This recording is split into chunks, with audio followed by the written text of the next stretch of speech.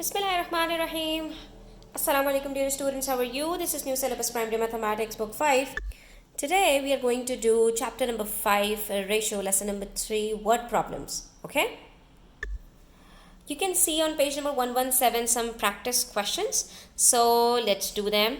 Hold a pencil in your hands and watch the video till the end. Don't skip the video. And if you find it informative, please hit the like button, share it with your friends, and don't forget to subscribe to my channel. Okay? Let's start with number 1. There are 30 pupils in a class. How many students? 30 students. 16 of the pupils are girls. What is the ratio of the number of boys to the number of girls? तो बच्चों जितना simple question है उतना ही simple solution है इसका. Number of people कितने हैं? 30. Out of those peoples 16 are girls. तो how many boys? 30 minus 16 that is 14 boys. आपसे क्या पूछा है? Ratio of number of boys to the number of girl that is 14:16. Simplify हो सकता है. इसको हमने 14 को 16 से सिंप्लीफाई किया. दोनों 2 से डिविजिबल हैं तो हमारे पास रेशियो आ गया 7:8. That is ratio of number of boys to the number of girls is 7:8. Come to question number 2. Tom receives $18 from his father in a week. एक हफ्ते में $18 मिलते हैं फादर से टॉम को. The ratio of the amount of money he spends to the amount of money he saves in a week is 5:4. यानी कि वो जितने पैसे उसको मिलते हैं उसमें से वो 5 रुपीज़ खर्च कर देता है और 4 रुपीज़ बचा लेता है. ठीक है. हर 9 में से टोटल कितना हो रहा है? 5 + 4 9. हर 9 रुपए में से, हर $9 में से 5 खर्च करता है और 4 बचा लेता है. What is the difference between the amount of money spent and the amount of money saved in a week. आपको टोटल अमाउंट निकालनी है, कितनी वो स्पेंड कर देता है और कितनी वो बचा लेता है. How much does Tom save in a week. और कितने पैसे वो बचा लेता है एक हफ्ते में. इस क्वेश्चन को ज़रा एक मॉडल से समझते हैं. टोटल यूनिट्स कितने हैं? 9 यूनिट्स, क्योंकि 5 यूनिट्स वो स्पेंड कर रहा है और 4 यूनिट्स वो बचा रहा है. क्योंकि रेशियो हमें क्या बताया था? 5:4 of expenditure to the money saved. ठीक है. टोटल यूनिट्स कितने हो गए? 9 यूनिट्स हो गए. और ये 9 यूनिट्स बराबर है $18 के, क्योंकि फादर ने उसको टोटल कितना मनी दिया था? $18. तो इसका मतलब 1 यूनिट बराबर हो जाएगा 18/9 दैट इज $2 के. हर यूनिट इसके अंदर $2 का है, तभी 9 यूनिट्स मिलकर $18 बन रहे हैं. तो इसमें से जो 5 यूनिट्स हैं वो एक्सपेंडिचर के हैं और जो 4 यूनिट्स हैं वो सेव्ड ऑफ द मनी. ठीक है. तो हमने क्या करना है? इनको $2 से मल्टीप्लाई कर देना है. तो कितना पैसा उसने खर्च किया है आउट ऑफ $18? $10. और कितना सेव कर लिया? $8. तो 10 + 8 $18 हमारे इस तरह से टोटल बन जाते हैं. अब क्वेश्चन नंबर 1 हमसे ये था कि मनी स्पेंड और मनी सेव्ड के दरमियान में डिफरेंस कितना है. ठीक है. तो हमने सब्ट्रैक्ट कर लिया. 10 में से 8 को सब्ट्रैक्ट किया तो $2, यानी दोनों के बीच में सिर्फ $2 का डिफरेंस है. और पार्ट बी में हमसे पूछा था कि टॉम ने कितने पैसे सेव किए हैं एक हफ्ते में. तो Tom saves $8 in a week. कितना आसान सा क्वेश्चन है. ठीक है. सिर्फ अगर आप स्टेप्स को फॉलो करते रहेंगे तो आप कभी भी कोई भी क्वेश्चन के अंदर प्रॉब्लम आपको नहीं होगी. आपका क्वेश्चन का आंसर बिल्कुल सही आएगा. अब देखिए question number 3. 4 cups of peanut butter are needed to make 80 peanut butter cookies. ठीक है. 4 cups हैं पीनट बटर के जिससे बन रहे हैं 80 peanut butter cookies. Mealing wants to make 400 cookies. How many cups of peanut butter does she need? 80 peanut butter cookies बनाने के लिए 4 कप पीनट बटर चाहिए. तो 400 कुकीज़ बनाने के लिए कितना पीनट बटर चाहिए होगा? हम बहुत आसानी से इसको कैलकुलेट कर सकते हैं. अब इस क्वेश्चन को करने के लिए 2 तरीके हैं. पहला तरीका, 4 cups ऑफ पीनट बटर में 80 कुकीज़. इतनी बात तो आपको समझ में आती है, यही बात लिखी हुई. इसका मतलब है 4 यूनिट्स मिलकर 80 कुकीज़ बना रहे हैं. तो एक यूनिट कितने कुकीज़ बनाएगा? 80 / 4, यानी एक यूनिट में 20 कुकीज़ तैयार हो रही हैं. और इन्होंने हमसे कहा है कि इनको 400 कुकीज़ तैयार करनी है. 20 कुकीज़ बन रही हैं एक यूनिट में, तो 400 कुकीज़ बनेंगी 400/20, यानी कि 20 cups of peanut butter will make 400 cookies. ठीक है, कैसे पता चला? 4 यूनिट्स में 80 कुकीज़ बन रही थी, यानी कि 1 कप में 1 यूनिट में 20 कुकीज़ बन रही थी, और बनानी है कितनी? 400। तो 400 को डिवाइड कर दिया 20 से, पता चल गया। जब 20 से डिवाइड किया तो 20 ही आंसर आया, यानी 20 कप लगेंगे पीनट बटर के 400 कुकीज़ बनाने के लिए, अगर 4 कप्स में 80 कुकीज़ तैयार हो रही है। ये तो हो गया पहला तरीका। ठीक है, अब दूसरा तरीका देखिए। हमने कहा 80 cookies are made by 4 cups, इसको हमने रिवर्स कर दिया, उल्टा कर दिया। क्यों? क्योंकि हमें कुकीज़ गिवन है और कुकीज़ हमें ये भी बताया है कि कितनी कुकीज़ बनानी है, कितनी कुकीज़ ऑलरेडी बन रही हैं और कितनी कुकीज़ बनानी है, जबकि हमें कप्स जो है वो सिर्फ इसके बताए हैं कि अगर 80 कुकीज़ बनती हैं तो 4 कप्स लगते हैं। बाकी हमें कप्स फाइंड आउट करने हैं, इसलिए हमने कप्स को राइट हैंड साइड पर रख दिया। पहले हमने लिख दिया 80 cookies are made by 4 cups, तो 1 cookie will be made by 4/80 cups. अब क्या हो गया? न्यूमरेटर और डिनोमिनेटर स्विच हो गया, रेसिप्रोकेट हो गया। ठीक है, ऊपर नीचे हो गया, क्योंकि अब पहले जो वैल्यू है हमारे पास वो 80 है, तो अब 4 से हमने 80 को डिवाइड किया, और कितनी कुकीज़ हमें बनानी है?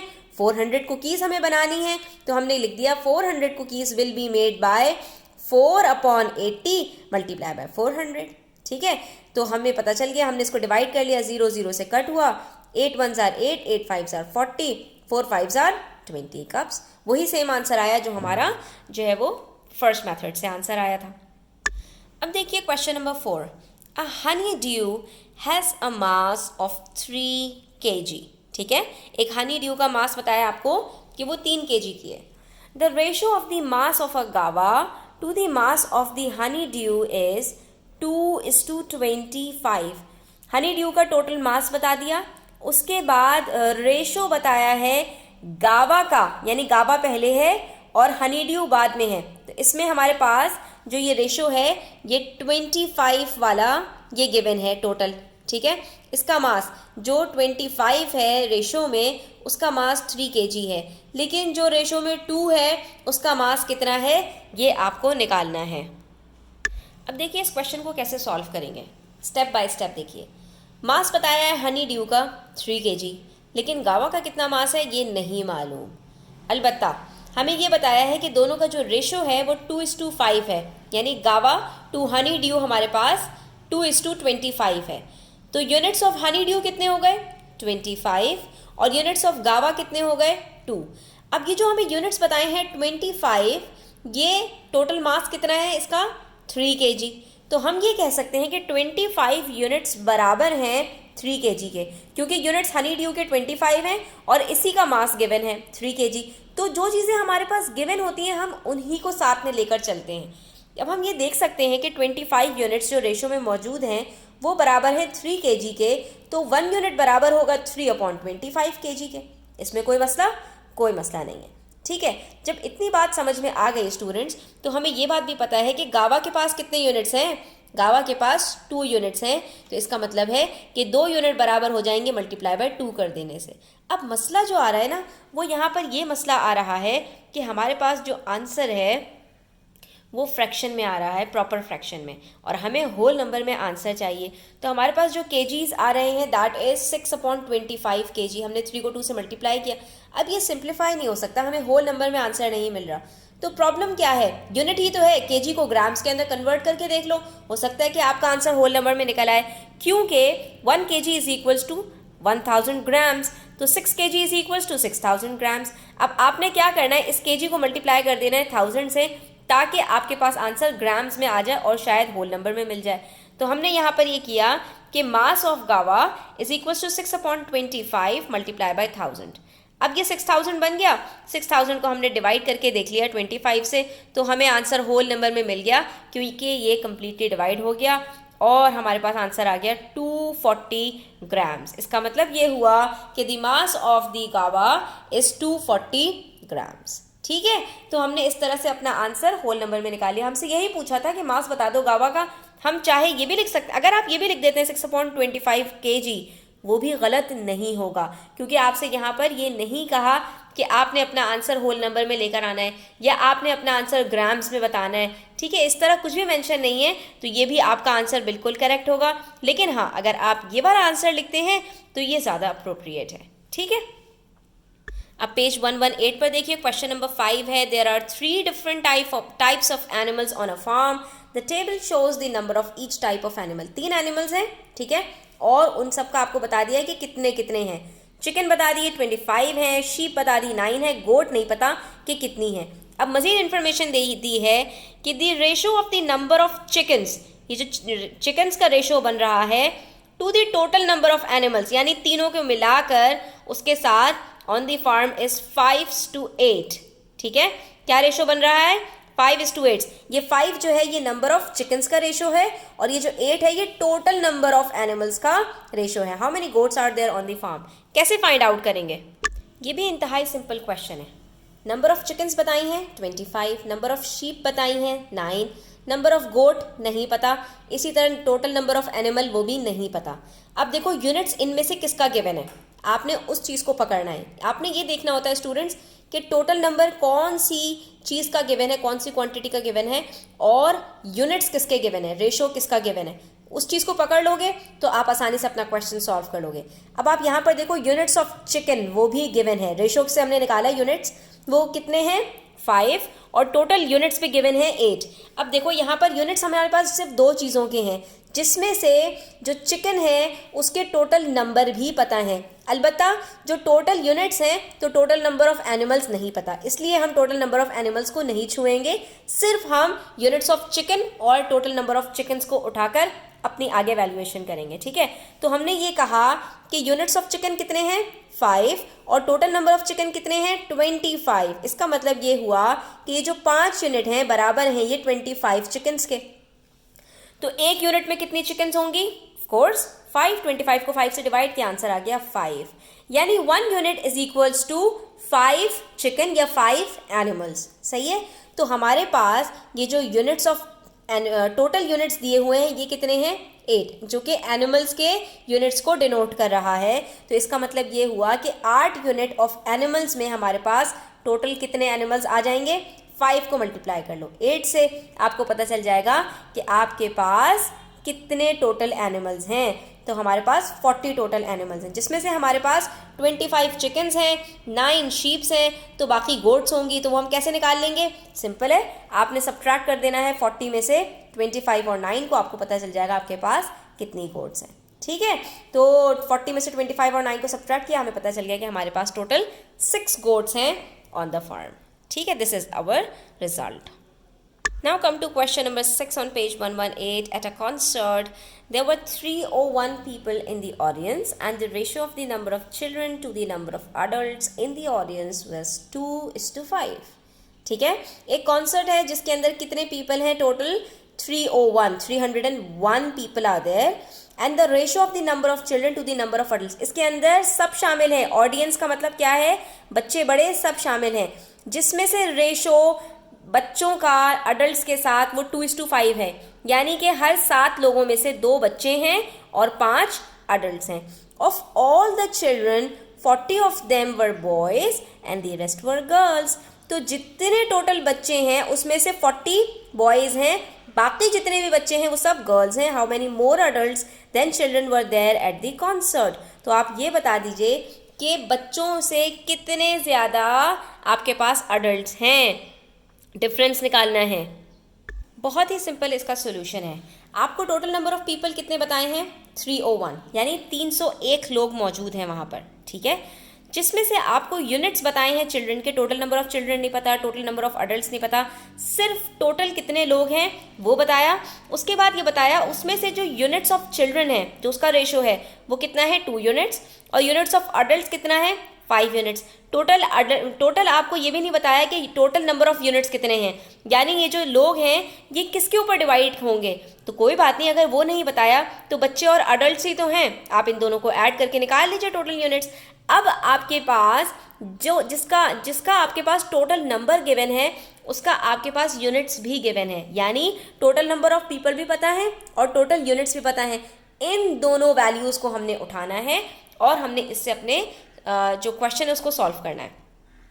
अब अगर मुझे ये पता चल गया कि टोटल यूनिट्स 7 हैं और टोटल पीपल 301 है, तो इसका मतलब है एक यूनिट बराबर है 301/7 के। ठीक है, जब उसको हमने डिवाइड किया तो हमें पता चला कि भाई एक यूनिट में हमारे पास 43 पीपल हैं। ठीक है, तो 2 यूनिट हमारे पास ऐसे बच्चों के हैं और 5 यूनिट हमारे पास ऐसे अडल्ट्स के हैं। सवाल क्या पूछा था हमसे? सवाल हमसे ये पूछा था कि जितने अडल्ट्स हैं वो कितने ज़्यादा हैं बच्चों से, यानी कि अगर 2 बच्चे हैं और अडल्ट्स 5 हैं तो इन दोनों के बीच में डिफरेंस क्या है? 5 - 2 दैट इज़ 3। ठीक है, तो ये तो यूनिट्स में हो गया। अब टोटल नंबर बता दो। तो जब बच्चों मुझे ये भी पता चल गया कि इन दोनों की यूनिट्स के दरमियान में डिफरेंस 3 का है और एक यूनिट बराबर है 43 के, तो अगला स्टेप क्या होगा? सिंपल है बिल्कुल, आपने सिर्फ मल्टीप्लाई कर देना है 3 को 43 से। ये देखिए 43 को जब आप 3 से मल्टीप्लाई करेंगे तो आपको पता चल गया कि आपके पास जितने बच्चे हैं उसमें आपके पास 129 अडल्ट्स ज़्यादा हैं। यही आपका आंसर है, यही आपका रिक्वायर्ड क्वेश्चन था। ठीक है, अब इस चीज़ को हम ज़रा प्रूफ भी कर लेते हैं कि हमारे पास ये जो आंसर आया है ये सही है या नहीं। इतनी भी बात याद रखो कि टोटल यूनिट्स हमारे पास 7 हैं। ठीक है, जिसमें से 2 यूनिट्स बच्चों के हैं, 5 यूनिट्स बड़ों के हैं और एक यूनिट बराबर है 43 पीपल के। ठीक है, तो अब हम निकाल लेते हैं बच्चों के यूनिट्स अलग, बड़ों के यूनिट्स अलग और फिर दोनों का डिफरेंस अलग से निकाल लेते हैं। हमारे पास टोटल यूनिट्स 1 यूनिट बराबर है 43 पीपल के और बच्चों के यूनिट्स हैं 2। जब इसको मल्टीप्लाई किया तो हमें पता चला कि टोटल कॉन्सर्ट में जो बच्चे हैं वो 86 हैं। इसी तरह से 43 को हमने मल्टीप्लाई किया 5 ऑफ द अडल्ट यूनिट से, तो हमें पता चला कि टोटल अडल्ट जो कॉन्सर्ट में मौजूद हैं वो 215 हैं। आप इन दोनों को ऐड करके भी देख लोगे तो आपको पता चल जाएगा 301 ही आंसर आ रहा है, जो कि हमारे पास total number of people given दिया हुआ है। ठीक है, अब आपने क्या करना है, अडल्ट्स 215 हैं, चिल्ड्रन 86 हैं, एक दूसरे से सब्ट्रैक्ट करवा लो, आपके पास वही आंसर आएगा जो हमने ऊपर निकाला था। ये हमने प्रूफ भी कर दिया कि हमारा जो सोल्यूशन है वो बिल्कुल करेक्ट है। आई होप स्टूडेंट्स कि आपको काफ़ी सारे क्वेरीज का अपना आंसर मिल गया होगा। Thanks for watching the video till the end. Please hit the like button and subscribe to my channel. Thanks for watching the video till the end. Take care. अल्लाह हाफिज़।